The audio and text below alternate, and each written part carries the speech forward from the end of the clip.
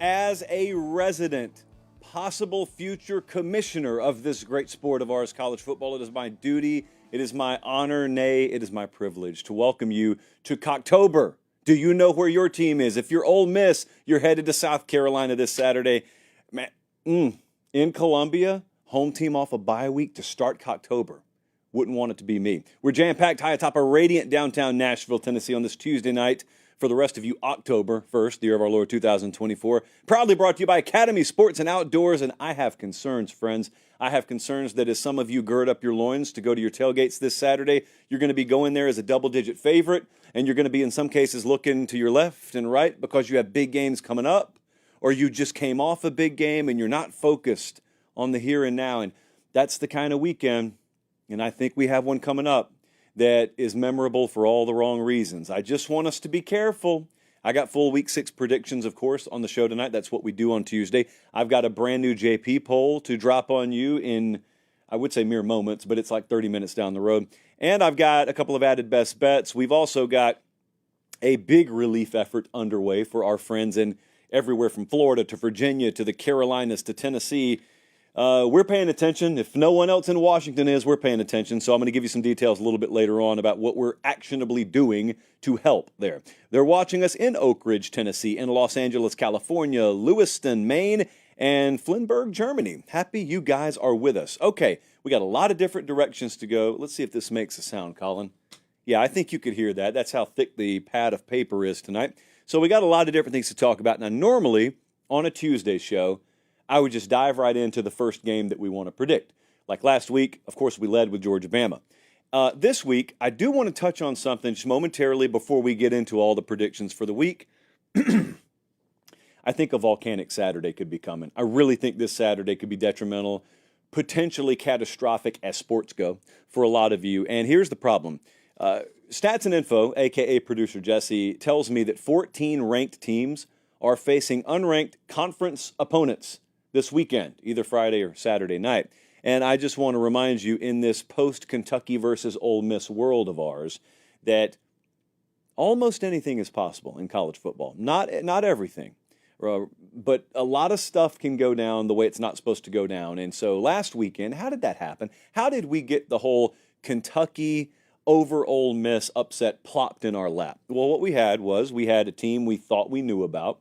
I'm going to include myself in this. We didn't even predict the game on the show last week. That's how unexpected it was for us. So we had a team we thought we knew some stuff about in Ole Miss. So you spend all of the spring and the summer and the preview magazine season, as we like to call it, and you gather your expectations and you define your expectation for a team.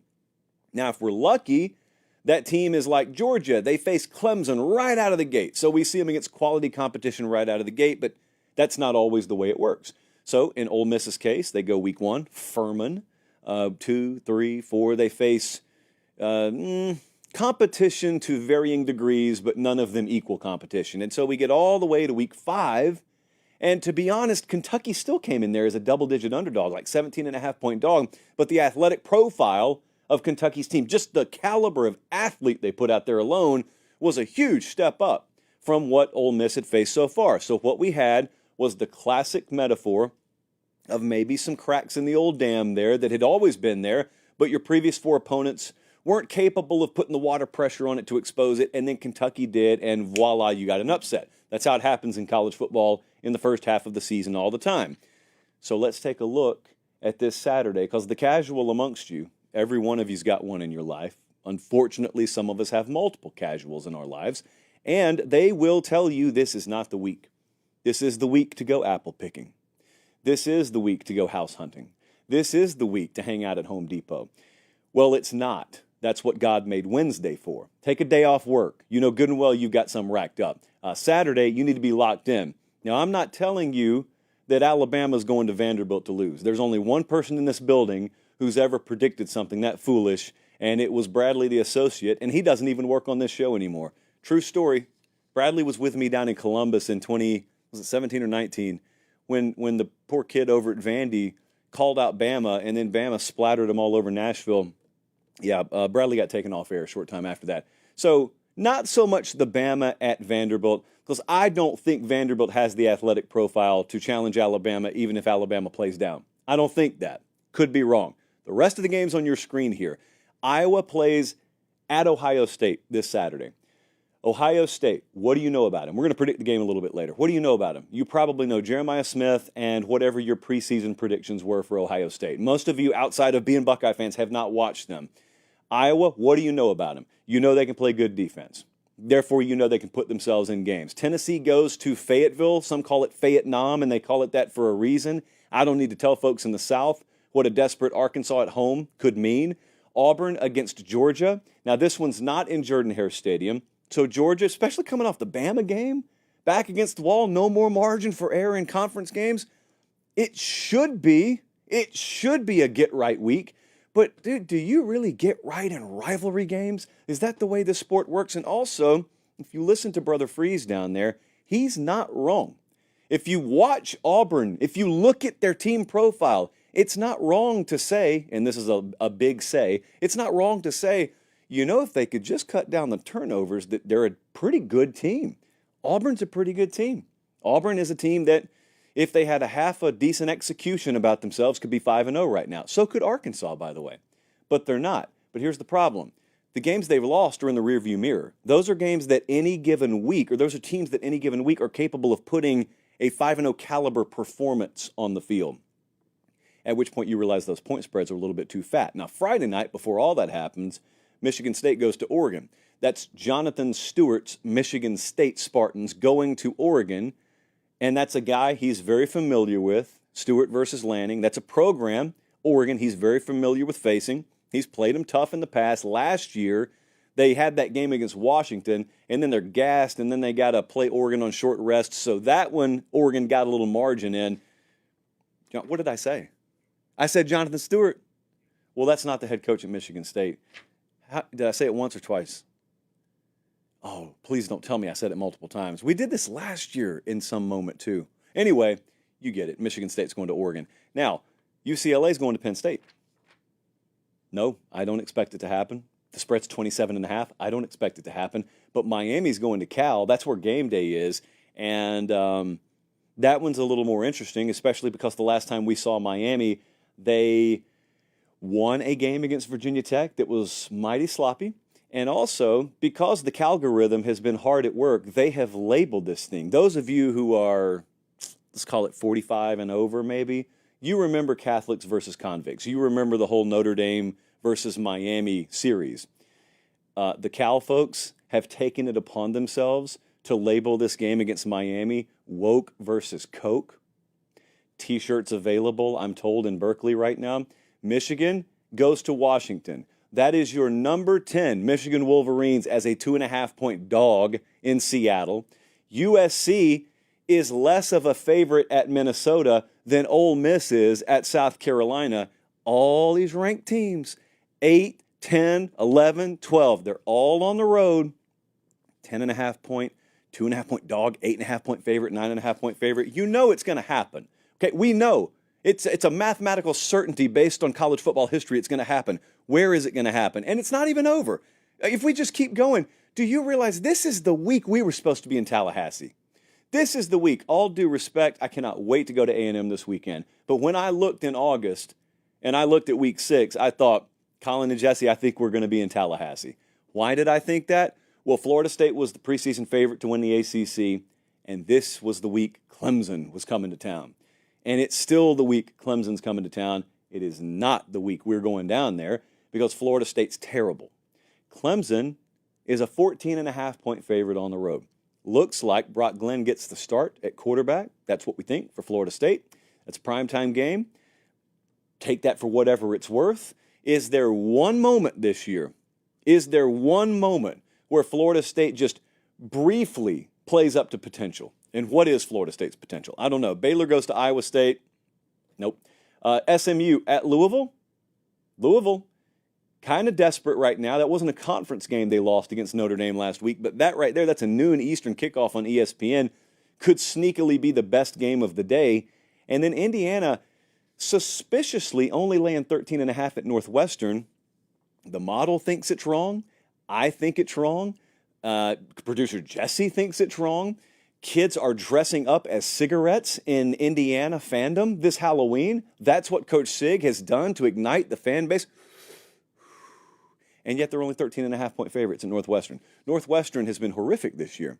13.5. I mean, this is a top 25 team in Indiana. JP Poll agrees. We'll talk about that later tonight. So all I'm saying is, when we feel a little minor tremor, when the water in the town turns a little acidic, when it smells like sulfur, and when we see puffs of smoke out of the mountaintop, we should not ignore that, because that is a precursor. Pierce Brosnan taught us a long time ago, do not ignore the signs, or else all of a sudden you've got an eruption on your hands, and then you've got mass panic and chaos. It'll be panic and chaos no matter what kind of preparation we undergo, but I don't want us to be surprised when it goes down Saturday. Don't be caught in the apple orchard with questionable cell service trying to text your buddy and ask them, what, the South Carolina scores what? But USC's doing what at Minnesota? Don't be that guy. We've all been there before. Don't be that guy. Academy Sports and Outdoors opening a new store. In fact, this weekend. So I do give you permission, at least Saturday morning. If you're in the Raleigh-Durham market, Selma, North Carolina, to be exact, 10-4 through 10-6. So this weekend, grand opening. Told you we're opening up new Academy Sports and Outdoors all over the country. And you guys know it's hunting season, man. It's right here. It's on us now. I talk about sporting goods supplies all the time, grilling supplies, tailgating supplies, back to school, clothing. Yes, they've got all that. Get you a bicycle over there. They will stock you up in hunting supplies as well, which we don't talk about a whole lot on the show. But it's not because they don't have it. It's just been because it's been summer and spring for the past several months. So they've got you covered there. 5 of you, if you prove that you go there, several of you will, but 5 of you are going to be chosen at random to receive Chalice of Supremacy, as long as you prove to me. Take a picture in the parking lot, take a picture of a receipt, I don't care, tag me in it, and I will respond accordingly, because that is how much we appreciate Academy being the presenting sponsor of our show. All right, now let's predict some games. Let's get into this. Got a big live crowd. Make sure you subscribe. Someone in the live chat is campaigning for Jeb Bush in 2024.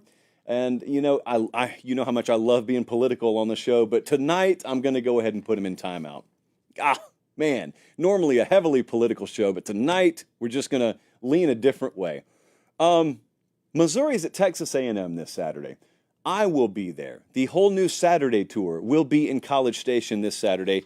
Very much looking forward to getting back, because we have a love-love relationship with Texas A&M. A lot of you are haters of Texas A&M. Now, if you're a Longhorn fan, you get a pass. In fact, I don't really care. I mean, these people don't need me to speak for them. I have just told you for a long time, I watched Texas A&M from a distance, and then I finally got to go out there, and I kind of understood. I used to make fun of A&M all the time. Then I went out there, and I understood, and it's different. It's a different place, as they like to say.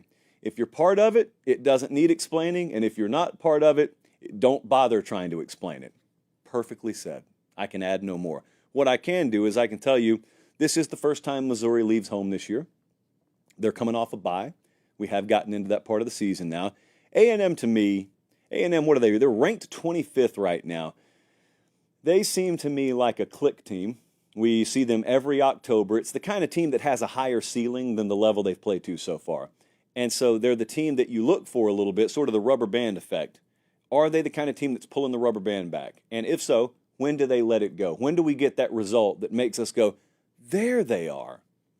Is this a there they are weekend? Or could it be a there they are weekend for Missouri? Quite honestly, both of these teams kind of fit that profile. If you're a Missouri fan, by the way, can I say this? I can say this. So PowerMizzou.com has come into the 24/7 Sports fold, and I am told, I have it on very good authority, that it's October 1st. Next couple of days, 75% off signing up over there.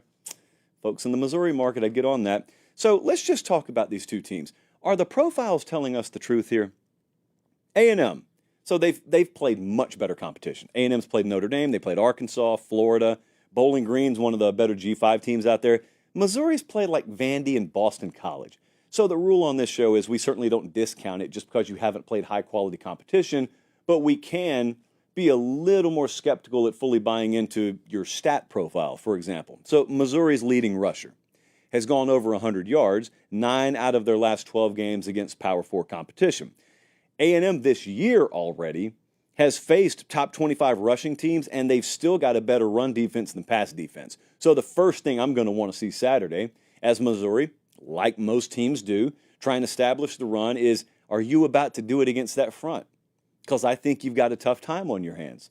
And if that game script starts to play out, well then I look at quarterback from Missouri, Brady Cook, thought to be one of the strengths of this team coming into the season. And I don't know how much Brady Cook will need to contribute here. I just think it'll need to be more than whatever average has been for him so far this year. Last year at this time, early paper popper of a stat. Last year at this time, Missouri had the 17th profile in the country in explosive pass plays. 17th. They were moving the ball down the field pretty well. They're 102nd in that stat category this year. Just hadn't pushed the ball down the field enough. And he's been inaccurate at times, but kind of like we said, with the whole click philosophy, the potential is there.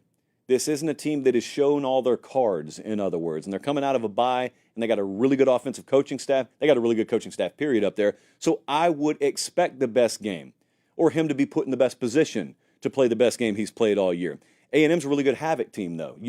Of course, you've got home field at your back, and you've got a team going on the road for the first time, but they're 16th in takeaways is Texas A&M's defense this year. And I would almost say this is a second paper popper. They've got 3 games with no giveaways and multiple takeaways this year. Now, you do that, you're going to win Saturday. I don't think that's breaking news. But Marcel Reed or Connor Wigman, who do we get at quarterback for Texas A&M? Talk to people at A&M today. Let me tell you how I feel about it. Not to divulge things. Let me tell you how I feel about it.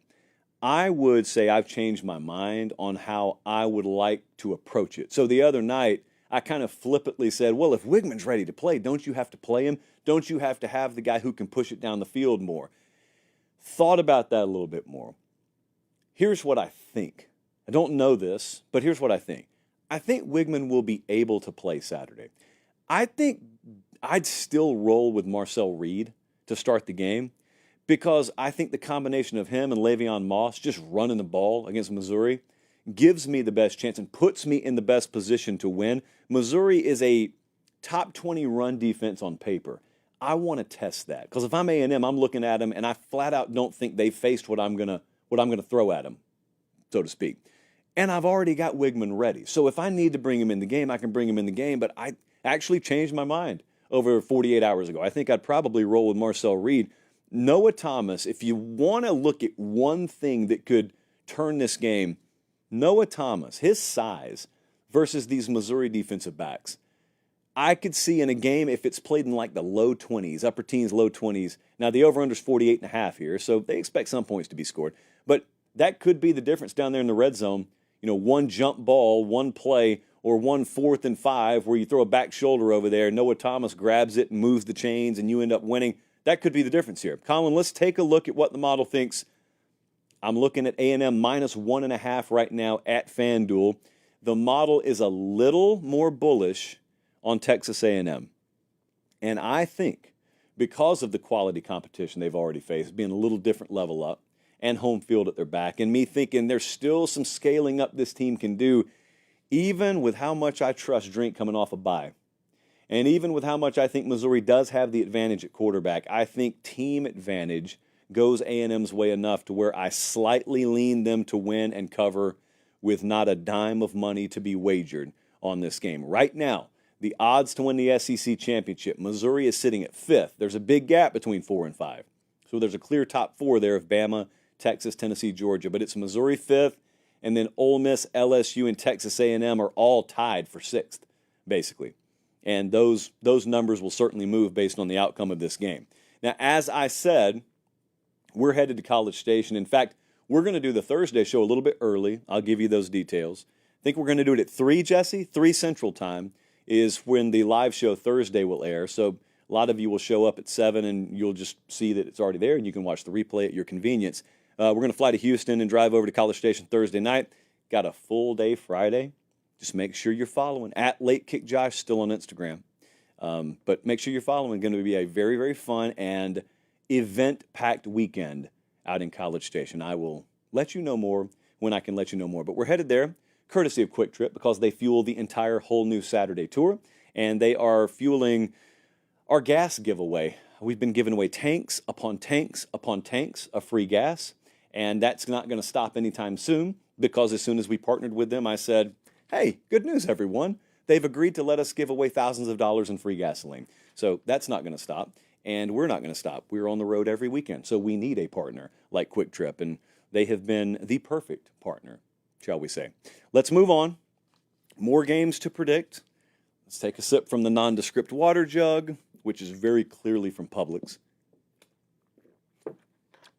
And let's talk about the CBS game of the week, Saturday at 3:30 Central Time, or Eastern Time. Colin, I'll just say it again for you. The CBS 3:30 Eastern game of the week is Iowa at Ohio State. Is this on everyone's radar? Should it be on your radar? In this post-Kentucky Ole Miss world of ours, I would say yes. Very similar sort of point spread number on the game. Very similar profile in that you think a team's coming in that can play fairly decent, hard-nosed football, but is limited in their ability to score, and they're facing a high-octane offense. That's what people said last week about Kentucky Ole Miss. Is that a prediction for an upset here? Absolutely not. I'm just trying to get you to tune in. How much of America has watched this team? Ohio State. How many of you have watched Ohio State? I think outside of Ohio State fans and like hardcore Big Ten fans, most of America's impression of Ohio State so far is you've seen some Jeremiah Smith highlights, because he's a freak of nature, and then you've known what you've expected from Ohio State, and you've just kind of checked the box every week. You didn't watch the Akron game. You didn't watch Western Michigan. You didn't watch Marshall. Most of you probably didn't watch them at Michigan State last week. You just know, I think Ohio State's really good. So far, the box scores look like they're really good. They've got an incredible freshman receiver. Okay. And that's fine. It's fine for you to feel that way. This may be the first game you watch them this year. Under no circumstances can Iowa allow this game to be put on the shoulders of Cade McNamara. He is not good enough at quarterback. I don't want to spoil this game for you. I'm sure our folks will do a great job broadcasting it, but one of the spoiler alerts here is they have got to make it a quicksand special. A lot of times in these big point spread games, what we do in the breakdown is we say, if the game's really close, if an upset could happen, how would it happen? Well, they'd have to turn it into what Meemaw would call a quicksand special. That's very, very descriptive, just a way to limit possessions, same way Kentucky did against Ole Miss last week. And the thing about those games is you realize when you're getting into them. Just like you realize, whomst amongst us hasn't found ourselves sinking in quicksand, literally or figuratively in life, and known, I don't think I'm in a good place, but I can't manage to get out. It's like watching that horse in Never-Ending Story. It's a tough, tough thing to watch, just like it's a tough, tough thing to see your offense bogged down, but it can happen. Iowa can do it. So Cade McNamara, the whole point here is, if Iowa is trying to win this thing, throwing the football, Cade McNamara versus 3 FBS teams this year, averaging just over 112 yards passing per game, 4.7 yards per attempt passing. He's still not thrown for a touchdown. He's thrown for 2 picks. It's bad. You and I know it's bad. They know it's bad. He knows it's bad. Everyone knows it's bad. So Caleb Johnson is the hope. That's the hope here. He's averaging 8.4 yards per rush. He will not average that against Ohio State, but even if he averages like 5 yards per rush, and you're really, really good defensively and can turn them over, special teams is a net win for you, yes, that could give you a shot here. Number one is Caleb Johnson. Then number two has to be let your pass defense win the game for you. So Iowa, defensively, 4th against the run. They're only 69th against the pass. So it may sound counterintuitive if I'm asking a unit that's barely in the top 70s to win it for you. No, it's not counterintuitive. I'm saying that's your only shot. Ohio State's probably going to beat you either way, but your only shot is to shut down the run, make them throw the ball, which they'll probably do effectively, but you got a lot better chance of turning it over if they put it in the air more. Case in point in the B-roll here. Ohio State will have to throw here. That at least creates opportunity for you. Here's the problem with using the whole Kentucky Ole Miss thing last week. Ohio State's better than Ole Miss, first off. And secondly, Kentucky's probably a little better than Iowa. So there's probably a little more gap between these teams than there was those teams last week. Not to mention Ohio State's been built a little bit differently than Ole Miss has been built. It is a signal game for the Ohio State offensive line, though. This is the kind of game where even if the home team wins, they could win in a manner that's a little uglier than folks expected, and there could be things exposed about the team in a win. That happens all the time. So if that happens with Ohio State, it would probably be offensive line that has that happen to it, if it happens. Colin, let's take a look at what the model thinks. Right now, FanDuel's sitting at 19.5. Ohio State minus 19.5. The model is dead on the money. With FanDuel, we've got Ohio State minus 19. I believe that there is a very, very competitive game here. Well, let me say a hard-fought game. I don't think there's going to be a long stretch in the second half where you're scared Ohio State's going to lose, even if the game could be a 1 or 2 score game. I believe there will be a late tack on here, and Ohio State will actually find a way to win this game and cover. But understand, 26-6 gets you a cover here. So that's a kind of game that's not very aesthetically pleasing. In fact, I don't know what world this game would ever be aesthetically pleasing in. Give me an Ohio State win and an Ohio State cover. I've got no money riding on this one either. I've got very low confidence on that one. I think the number's pretty much right. They're watching us in Hot Springs, Arkansas, Denton, Texas. They're watching us in beautiful Alabaster, Alabama. There's some great people in Alabaster. There's some not so great people. One in particular that I'm thinking of in Alabaster, Alabama. Anyway, let's move on. I hold in my hand a piece of paper that has a matchup on it that worries me. The matchup is Tennessee at Arkansas. Saturday, 7:30 Eastern, 6:30 local time, kickoff on ABC. I am scared for Tennessee. Not too proud to admit it. I'm putting it out there right now. I'm scared for Tennessee because there's a real world where Arkansas is 5-0.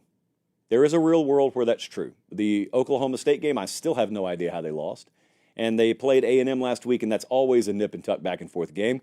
And they found a way to lose that one. /A&M found a way to win it. But what did Mima always say? Games are not played in the rearview mirror. So don't let a team that has 5-0 potential about itself fool you into thinking they're just an above 500 team. Any given night, especially with home crowd at your back. I mean, you know, Herb Street and Fowler are calling this game. It's getting the primetime treatment. I am very, very concerned, okay? Not scared. Maybe I'm a little bit scared too. Tennessee's coming off a bye. I'm just saying you need to treat this thing like it's a marquee game. I don't think they'll overlook this at all. I'm mainly talking to people in my social circle who I know good and well are already talking about the Bama game in 2 weeks. And I'm like, y'all play Arkansas and Florida, don't you? Boy, wouldn't it make their season to take a bite out of you. Don't let it happen, guys. Tennessee is not established enough where they can afford to start thinking that way. I know it's fun to bathe in that orange Kool-Aid, but, I mean, you got to dry off for just a second eventually. 2 things that need to be corrected here. Now let's talk about how Arkansas actually does it. So, Taylon Green versus Texas A&M. So the Arkansas quarterback last week versus A&M. This is not a typo, Jesse. 13 carries for 6 yards, even with the sack yardage factored in college football. That's not good enough. Absolutely not good enough. Jaquindon Jackson, 10 carries for 37 yards. That's not good enough. So one thing for certain, if that's the profile of this Arkansas offense this Saturday night, it's a really, really good and comfortable night for Tennessee. This has to be a huge one-night-only kind of energy game for Arkansas. And if you don't know what I mean by that, you really do. You just never heard it phrased that way. Every week in this sport, much less every season, every week in this sport, you turn on a game and there's a result slapping you in the face and you're saying, where has this team been all year? Or you're saying, wow, that's actually what I kind of expected. Or you're saying, boy, I knew if this guy or this unit played up to their potential, this was possible. That's one-night-only energy. Most teams don't possess the ability to play at a high level every week. Most of them don't. There are some of them who play at a high level 4 or 5 times a year. There's this huge glob of teams, though, that are going to turn in a random A- to A+ performance on you like once or twice a year, and they're going to pull a big upset. They'll go right back to losing the next week. So, at the very least, we need one-night-only energy from Arkansas here, preferably more. Here's what concerns me. Colin, you got that quote from Sam Pittman earlier in the week? So at his press conference, which was yesterday as I'm looking at it, Sam Pittman, not one to beat around the bush. He's talking about his offense. He says, we got a confidence problem. We have a quarterback that's not confident. There's times when he can stand in the pocket, and there's one there, and there's times when he stays in the pocket and he gets hit. So probably in between. And we tried a lot of quick passing game as well. Talking about the last game. So basically, there's really no consistency or confidence in what Taylon Green is feeling or seeing right now. So that's where we are if we're Arkansas. Tennessee, 8th in the country in defensive pressure rate. Arkansas, might as well pop the paper on this one. Tennessee, 8th best in the country at pressuring the quarterback. Arkansas, 103rd in sacks allowed. Offensive line's not good, and they've been banged up, so they're really not good. Tennessee's got a good run defense. They will force Arkansas to throw the ball, and at that point, no one has any idea what's going to happen. It could be great. It could be horrific. That's Arkansas offense right now. Tennessee, I will say this, if you find Arkansas making plays through the air, it's because Tennessee's secondary's still not been tested. We still think there could be vulnerability back there, and we don't know because they hadn't faced anyone, including Oklahoma, that had any kind of capability of testing it out. Now, we could be wrong about that. That's the whole point in finding out about the structural integrity of the dam. They got to have the water pushed against it first. Sometimes it holds up. Hopefully it always does. But we have at least got to have a competent guy throwing the ball against the secondary. And we haven't had that so far. So this is the kind of game where you make Nico throw it to win. And there is a big chance that if you make him throw it, he does beat you.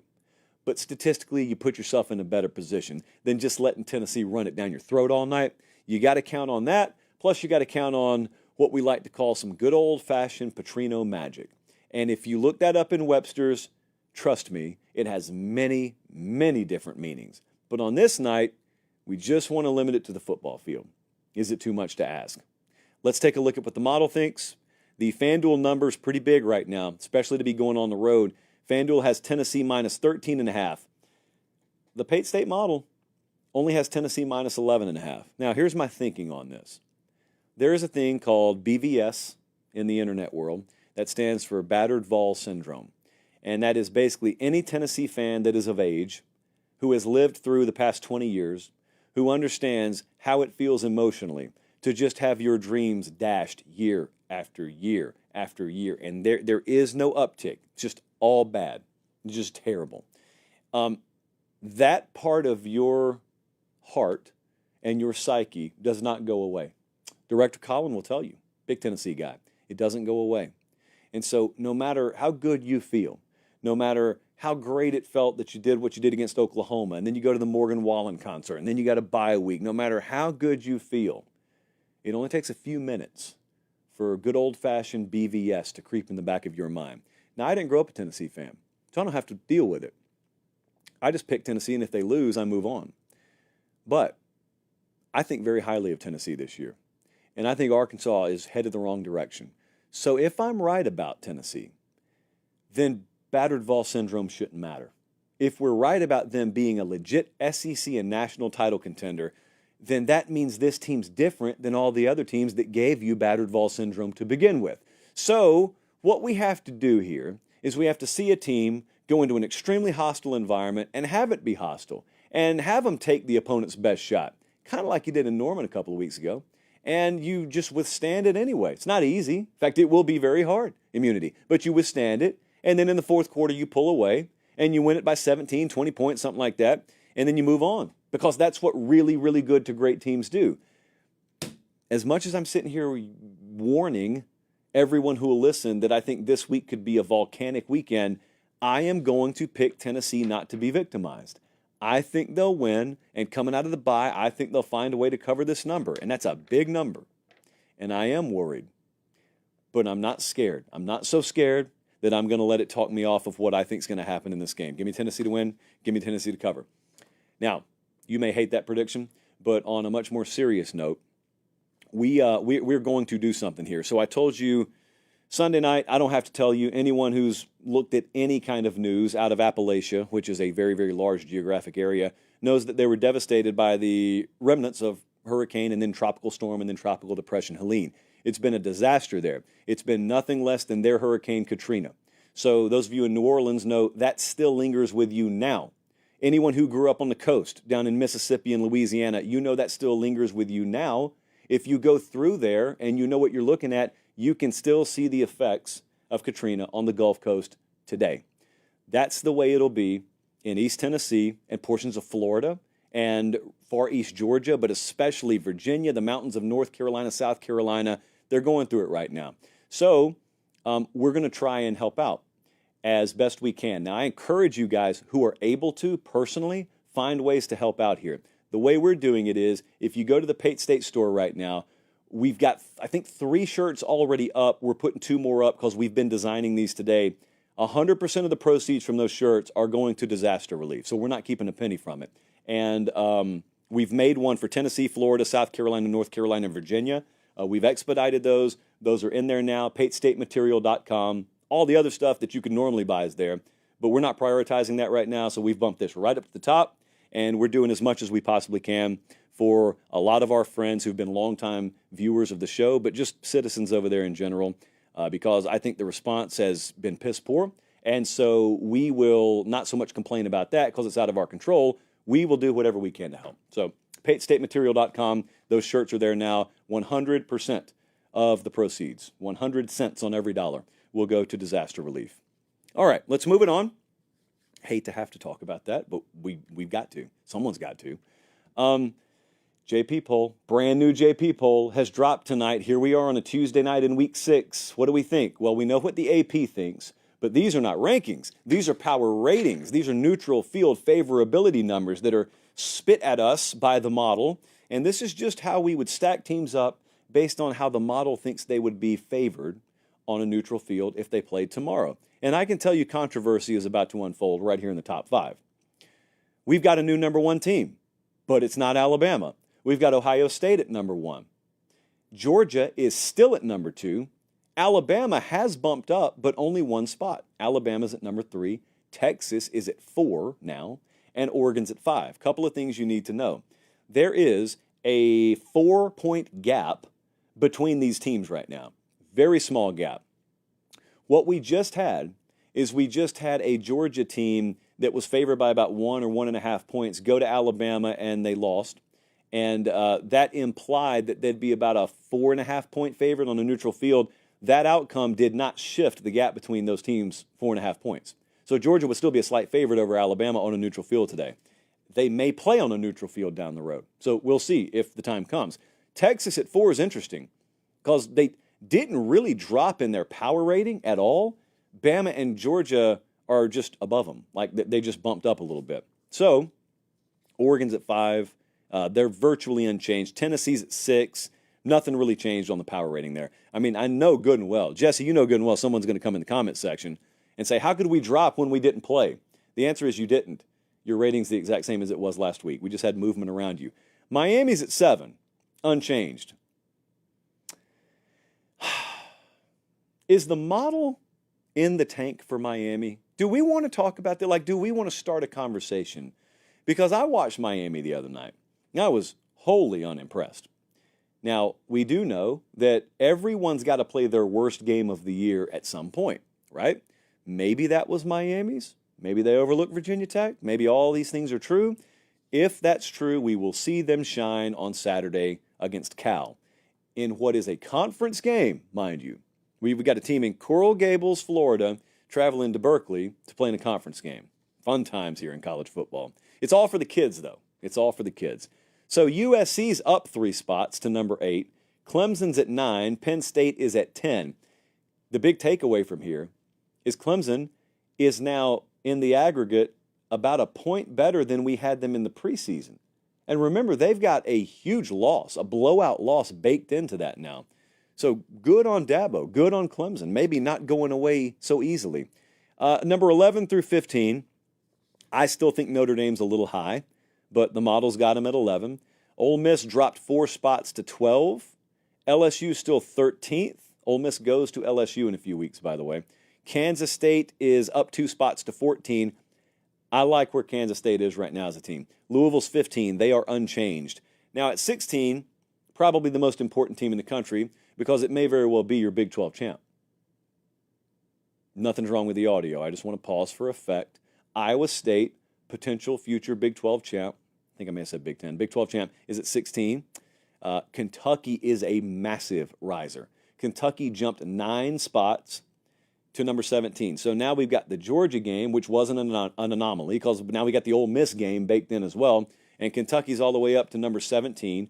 Iowa is right there. They're at 18. A&M and Missouri, 19 and 20, and they play each other this week.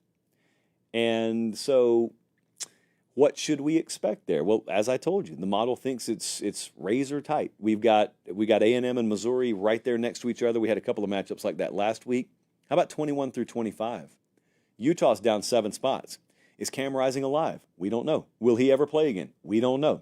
We cannot get dependable quarterback information out of Salt Lake City. So we have inserted the backup into the profile of Utah right now. When Cam Rising gets back, Utah would be, bumped up, but we had to manually downgrade because we don't know when the starting quarterback is going to be back. Indiana, Coach Sig, got him at number 22. Oklahoma, unchanged at 23. Rutgers, the AP is cowards. They will not rank Rutgers, but we won't either because these aren't rankings. But we will power rate Rutgers, number 24. And is everyone listening to me? And I especially, Colin, unprofessionally, I want to touch the mic there. I want to make sure that certain interests, certain people out there are listening to me. We've got Boise State in the top 25. Mr. Anti-G5 over here has Boise in the top 25. And you know what? Good for us for being brave enough to put the Broncos in the top 25. There is, to me, by far the biggest takeaway on this whole thing is there is not a lot of separation in the top 6, really. Ohio State to Tennessee, not a lot of separation. So if you're sitting here arguing someone's 2 spots lower or 2 spots too high, there is no separation. In fact, if it makes you feel any better, put Bama ahead of Georgia or put Texas ahead of both of them. There's not much separation at all. Home field, in the top 6, home field would make any of those teams a favorite over the other. Let me put it that way. Now, I do think that the odds market is going to disagree with me on that. Like, I think at FanDuel right now, you could go look at Bama, Tennessee. Bama, even at Neyland, slight favorite. The model may disagree with that.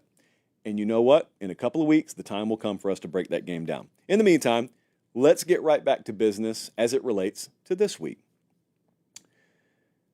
Ole Miss is going to South Carolina to open Cocktober. Can you think of a worse place to be? Desperation mode. You just lost to Kentucky. The calendar has flipped from September to Cocktober, which is just a nightmare to have to go into Williams-Brice Stadium during. And then, on top of all that, South Carolina's off a bye. So it looks like all of the signs are there. All of the hallmarks are there for an upset. Except that maybe they're not. What a tease, by the way. Ole Miss stat profile just shattered last week. It's not the craziest concept in the world to think that a team looked really good on paper, but they hadn't played anyone, so they played semi-quality competition and got exposed a little bit. That's happened before. Okay, so everything plummeted. They were 4 of 16 on third down. They allowed 4 sacks, 3.2 yards per rush. They were bad, and Kentucky was the reason they were bad. So Ole Miss, I think, now goes on the road. And it's the first true road environment they will have been in. All due respect to Wake Forest. I mean, all due respect. They're going into Williams-Brice this weekend. It's a 3:30 game, so people will be fired up. This is the best pass rush they will have faced. So we get to see Ole Miss's offensive line, hostile environment, best pass rush they faced.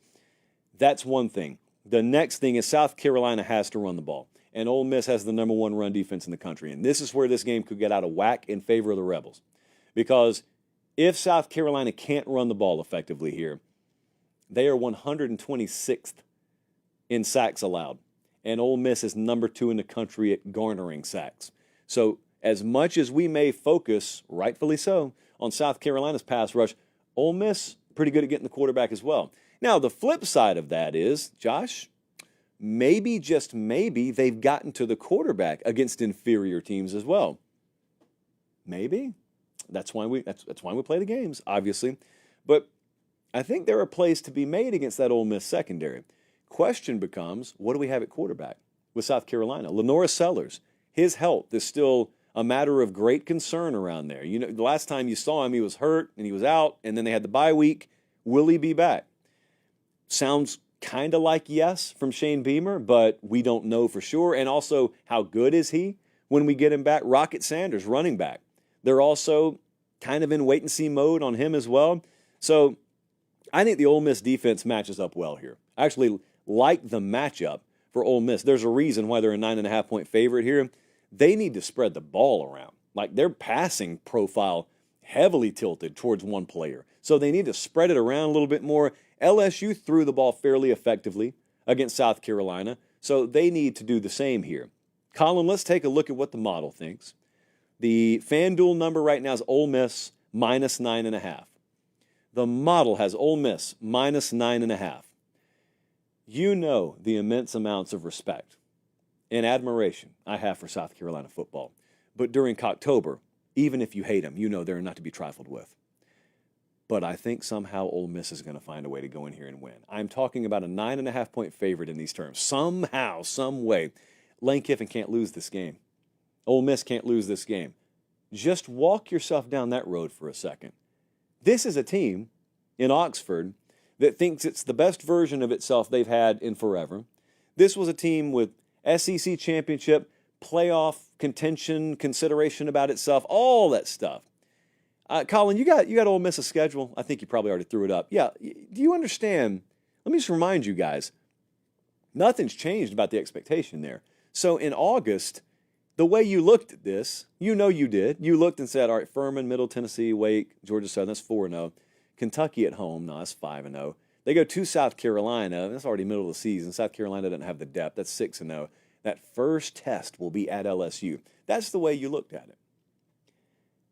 If they've already got 2 conference losses before they go to LSU, and that game at LSU, let me remind you, is their 7th consecutive game, and LSU will be coming off a bye at home to welcome them in, they would be in a position no one thought they'd be in.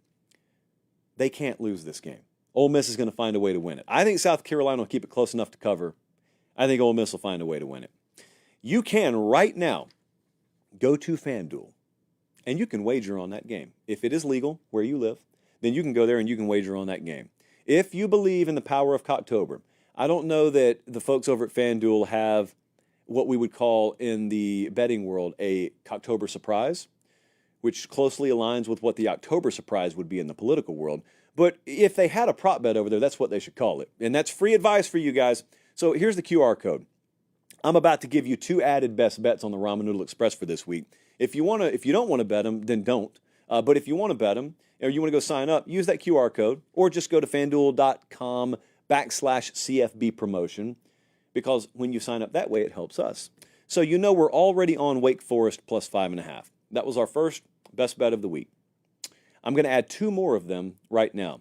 And for some reason, we are focusing heavily on like one part of the country here. So Wake plus 5.5 against NC State. We're taking Virginia on the money line. You can get Virginia money line at minus 110 or 111 juice there right now. So we're taking Virginia straight up against Boston College. And we're taking ECU, East Carolina, minus 8.5 against Charlotte. Grab them now. Immunity. Final game that I want to break down for you tonight. And then I'm gonna get into the Auburn, Georgia situation on Thursday. Don't think for a second I'm overlooking that one, but we're not a very SEC-centric show here, as you guys know, so we mostly focus outside of the South. I'm saying that mockingly. Let me address something. This is going to be very unprofessional. So, you guys know what happened last weekend. Last weekend, we had what was called a main event card. And in pro wrestling, that means the main event is the only good match, and the rest of the undercard is kind of eh. Last week in college football terms, that's what we had. We had a marquee, mega main event. It was Georgia versus Alabama. And for those of us who are diehard fans of the sport, of course, we cared about all the other games. But a more casual minded, a P2, P3 style fan, to use industry terminology, they cared about Georgia, Bama. The next biggest story in the sport last weekend, I would say, was probably Kentucky over Ole Miss. So I did the show Sunday night. I gave a good 25 to 30 minutes to Georgia, Alabama. Our audience retention never stopped rising, which is just indicative and reaffirms that we did it the right way. Then I did not even put Kentucky, Ole Miss second. I put UCF and Colorado second. So, because I'm thinking to myself, I don't want to stack the first 45 minutes of the show with all SEC, even though technically those are the two best stories. So I even anti-SEC the show. Well, it didn't matter. Some people complained. Some people said, man, it's too SEC heavy tonight. And you put Oklahoma Auburn in there, like it's too SEC heavy. And so friendly but sternly, I responded, how would you have stacked the show? Let's just pretend you got yourself a national college football show. And it's not a charity, it's a business, so you actually want to keep people tuned in. How would you have stacked the show? So I'll ask any one of you who complained about that. I haven't responded to all of them. How would you have stacked that show? Folks thought, well, you talked a little too long about Georgia-Bama. It was the game of the year, the game of several years. How do you not go long-winded on Georgia-Bama? It's not. I'm trying to be mature about this. We didn't handle that the wrong way, is what I'm trying to tell you. Now, there is going to be a reality that a lot of us have to face. And you can believe me or not when I tell you this. I don't like stacking a ton of SEC stuff in the show. But there is a reality, and to a certain extent the Big Ten as well, and that is the way the sport's constructed right now, it's going to be SEC heavy, and it's going to be Big Ten heavy. Anybody who's doing national content on this stuff is going to have a disproportionate lean towards SEC and Big Ten content. I actually don't like it.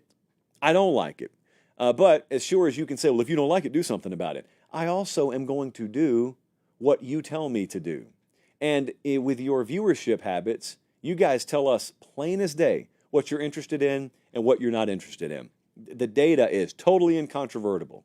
Sometimes I will go against the grain on it. Like, you better believe if Iowa State wins the Big 12 championship, dude, we will have a marathon about Iowa State, and I don't care if any of you watch it or not, because that's just selfish me looking out for me. But outside of that, I'm kind of looking out for you guys and what you tell me you want with your viewership habits. So that explains why we stacked the Sunday show the way we did. I am told there's a week coming up pretty soon where Ohio State plays Oregon on the same night as Penn State plays USC, and I just have a sneaking suspicion that it'll be a Big Ten heavy show the next Sunday. Just a guess. I could be wrong. Just a guess. Michigan at Washington this Saturday. Well. 7:30 East Coast time, 4:30 local kick on NBC. I got flooded with requests about this game. I got flooded with questions about the game. Here's the question. It sounds a little something like this. Why are we an underdog at Washington? Yes, that's right. Washington is a 2.5-point favorite at home against Michigan. Some people call this a national championship game rematch. In terms of logos, it is. Virtually none of the players and coaches are still there. So I didn't even think of this game as a national title game rematch until I was doing an HQ hit today. And Amanda Guerra said, hey, national title rematch. And I was like, oh, that's right. Wow. How are you a dog to Washington is what my Michigan folks are asking. Well, I'll tell you, Will Rogers is kind of sort of back. The quarterback that you probably last remember as being at Mississippi State under the late Mike Leach, he didn't disappear. He's at Washington, and he's playing pretty good this year. 74% completion guy, averaging 270 pass yards per game, 9.2 per attempt, 10 touchdown passes, no interceptions. The problem is they are 21st in yards per game. Now, that doesn't sound like a problem. It's not. I'm not done. They're 21st in yards per game. They're 89th in scoring. Washington can't finish the drill. They can't finish drives. They're 82nd in the country on third down conversion. They're 116th in fourth down conversion. So they can get to the door. They just can't kick it in, or they haven't. They haven't well enough. That's Michigan's route. That's it. Let them do whatever they want to between the 20s, but you get them down there and you turn them over a couple of times on downs. They're not good kicking either, and that's your route to win here. If you do it, you'll win. Alex Orji, quarterback there at Michigan, 32 pass yards versus USC, 86. So he more than doubled the output against USC last week and still didn't top 100 yards against Minnesota. They cannot let Washington flip the script here. Okay, Colston Loveland is Michigan's leading receiver. He's their tight end. This is a mind-blowing, bonkers-level number that I'm about to give you, but it's true. Colston Loveland, tight end for Michigan, more receiving yards than the next 4 guys combined, and he's missed 1.5 games. So when I tell you it's Colston Loveland or just run it and hope for the best, I really mean there is no other option here. Washington struggled against the run. That's really good news for Michigan. Rutgers ran it for 184 on them. The game plan from Michigan would be very similar here to what Rutgers did.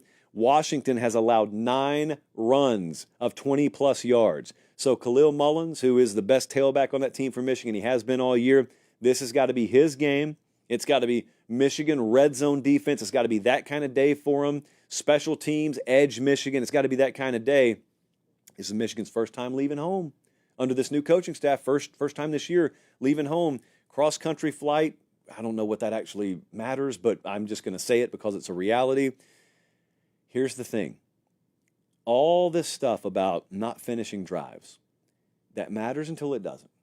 So again, the college football rule is you're looking for the snap week, you're looking for the click week. And Washington has been doing a lot of good things. When it finally snaps into place, and it could happen against Michigan, when it finally snaps into place, they don't need to score 45. You know, if you can guarantee 24 offensive points, you take those odds if you're Washington. Colin, let's take a look at what the model thinks. FanDuel right now is Washington minus 2.5. Model agrees. We got Washington winning the game by 2. I think they're going to find a way to win the game. It'll look like an upset, but it would not be an upset. Number 10 team in the country against unranked Washington, they're a dog. And depending on game script here, obviously this could shift violently one way or the other. I think Will Rogers is going to find enough. And I think that they're going to find a way to win this game, and home field is going to matter. And that is the most, them and South Carolina, 2 of the most underrated home fields in the country. And Michigan still got the 5th best odds to win the Big Ten. I think that inverts a little bit. Not that Washington's going to challenge for this thing, but I think if Will Rogers can just give me enough, I think somehow, some way, Washington finds a way to win that thing and cover. All right. Hopefully we didn't whiff on every one of those, but I do think a volcanic Saturday is on the horizon. Do me a favor. Do me a quick favor here. Tune in live. Got like 4,500 of you still tuned in live. Make sure you're subscribed to the channel. Some of you think you are, but you're not. I know this because every week when I ask you to do this, we have a huge spike in subs. So humbly, respectfully, whether you're listening on Pod or you're watching on YouTube, just make sure you're subscribed. That's it. It doesn't cost you a thing. Just helps us. And then go recruit 5 of your friends / steal 5 of your friends' phones, log in, and subscribe there as well. It's totally legal. I already had legal check. So for Director Colin, for Producer Jesse, I'm Josh Pate. Early start Thursday, 4 Eastern, 3 Central. We got to do it so we can travel. Until then, take care and God bless.